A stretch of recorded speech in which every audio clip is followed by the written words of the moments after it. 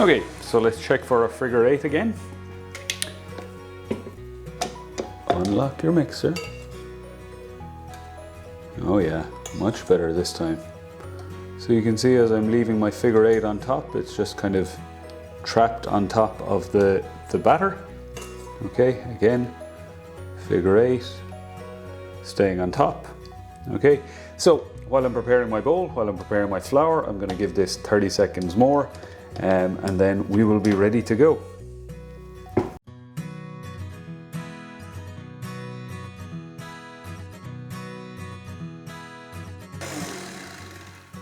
So the next step for my sponge is going to be adding my flour.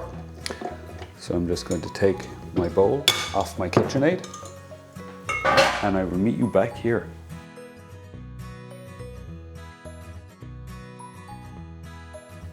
So I have my nice foamy egg mixture that I'm now going to pop into a bowl. A nice large mixing bowl is exactly what you're looking for here. Give you enough space to fold in your ingredients nice and gently. And I'm always going to use a spatula for this. So the next thing I need is my flour, a large spoon, and a sifter. Okay, so I just take a spoon of my flour, sift it in over my foamed up eggs.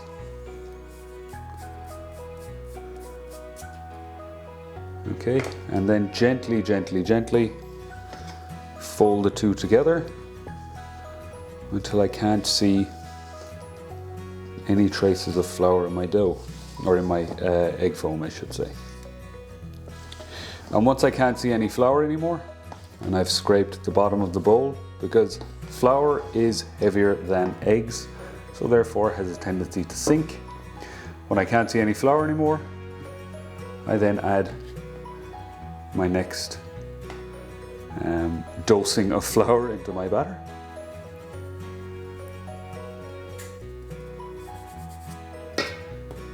And again,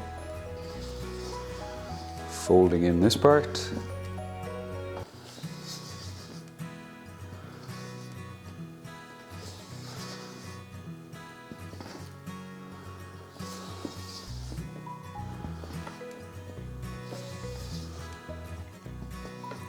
And you can see the aim of my folding is to make sure that I'm keeping everything nice and light and aerated, because taking too much air out of this cake leaves you with a super dense end product.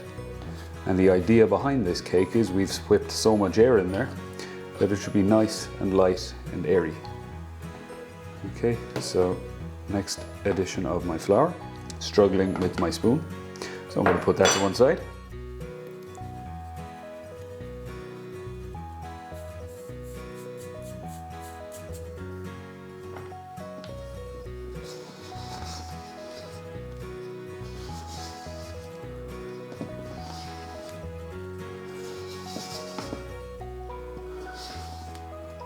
And again, all of this folding, super gentle, keeping everything nice and light and aerated, and just making sure that any pockets that may have formed on the bottom of my bowl have been eliminated.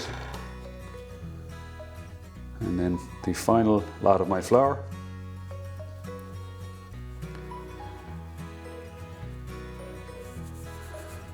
All in one go. And again, folding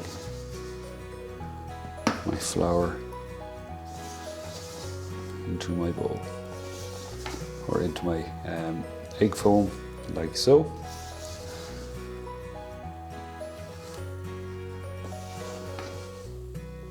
And you can see it's still nice and moussey.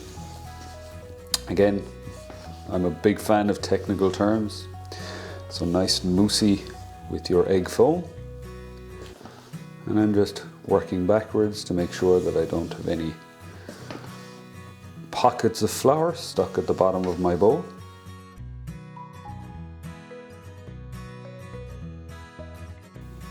So the last thing I need to do is take the cake tin that I prepared earlier, take the cake batter that I folded together, add my cake batter into my tin.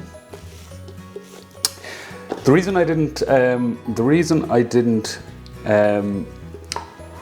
didn't grease the sides of this cake tin is very simple. This cake has very little fat and no chemical leaveners, so it needs something to stick to while the cake is baking.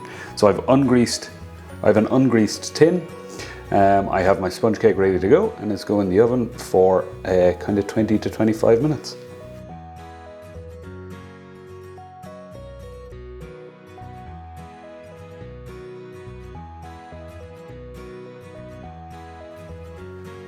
So how do I know my Genoise is baked?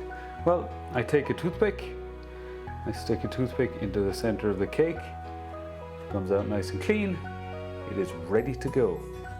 So I'm now going to put this to one side, leave it cool down. I'm then going to release it from the tin by running a knife around the outside to unstick it completely. And then we'll take some photos, and yeah, we're going to decorate this in another video. Thanks for watching the video, folks. If you like what you saw, please give me a like and a subscribe, share the video with your friends, and remember to check back often because I'll be posting videos regularly on my site. In the meantime, happy baking!